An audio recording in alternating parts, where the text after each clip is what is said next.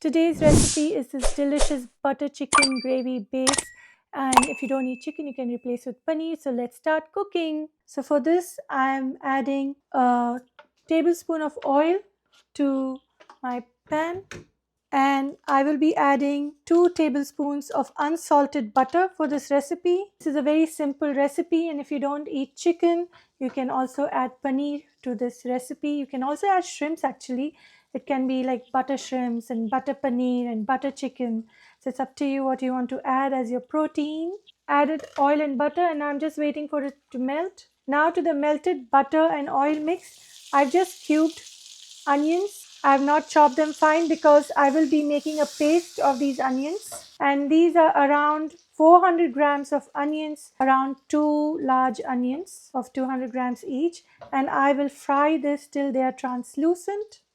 I will also add in a teaspoon salt as per taste, and I've added in salt this early because I just want the onions to cook quicker, because salt helps in releasing the moisture. Now I'll wait till they turn translucent.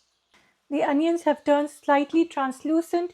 At this point of time I will be adding some garlic cloves. I'm adding around 14 garlic cloves, which is around a bulb and a half of garlic. Continue frying till the onions turn translucent. I'm adding a tablespoon of cashew nut paste. I'll add a tablespoon and a half of cashew nut paste here. I made the cashew nut paste a bit in advance, but if you haven't done that, you can also add in whole cashew nuts at this point of time.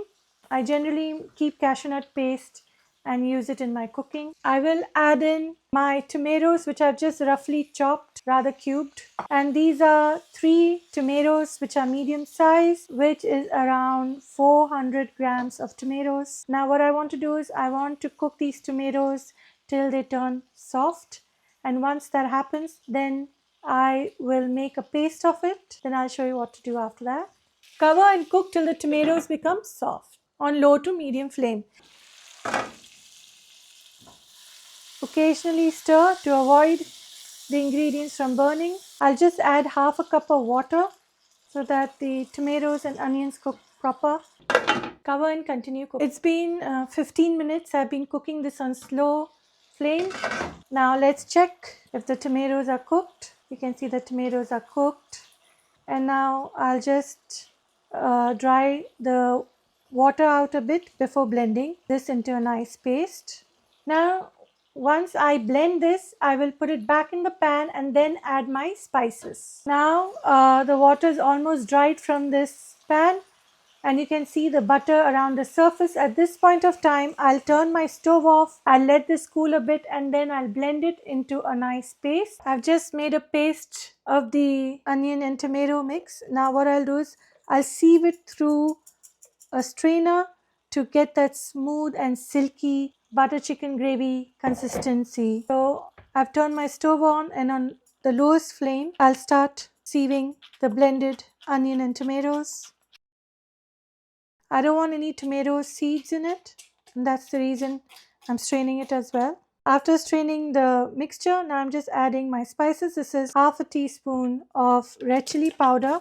Depends on how spicy you want it, and usually in restaurants they put red color for the color of the butter chicken. Here I'll be using some Kashmiri red chili powder, which is around a teaspoon. Now if you have garam masala powder, you can use garam masala powder. It's up to you, whatever spice you want. I'll be just using some curry powder for now. I'll be adding some butter to the spices and give it a good mix.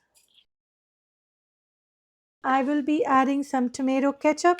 Now you can also use sugar if you like. You can use a teaspoon of sugar, but I've just added some ketchup, just around a tablespoon of ketchup. Give it a good stir, and you can see the silky consistency of this butter chicken gravy. I'm mixing everything on low flame, and now I'll add in the cream for the butter chicken. These are around 4 tablespoons. I'll taste it and see if I need more cream for the recipe or if I need any other spice for this recipe.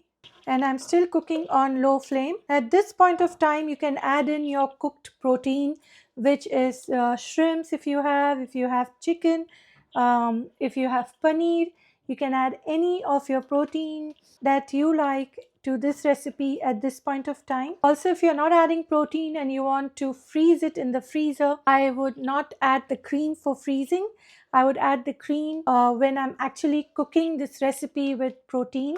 So if you're freezing this, please do not add the cream and freeze. So I would freeze it and directly use the frozen gravy of this butter chicken to my pan, or I would just place it in the fridge overnight to let it thaw a bit, and then next day when I'm adding my protein, that's the time just before adding the protein, and when this becomes a little liquidy, then I would add my cream. Now I'm going to give it a taste to see if all the spices are well balanced along with the salt.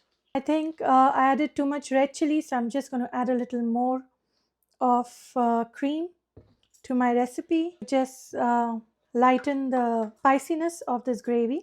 And if you want, you can also add a little ketchup, a tablespoon more of ketchup, just to balance the spiciness as I mentioned earlier. And you can see the gravy is so silky and smooth. So in total, I've used 3 tablespoons of ketchup, and I have also used around 6 tablespoons of cream. This is full fat cream. And this delicious butter chicken gravy, smooth and silky, is ready to serve. Please comment, like, share and subscribe to my channel. Please click on the bell icon for notification of my latest videos. And thank you for watching. Enjoy!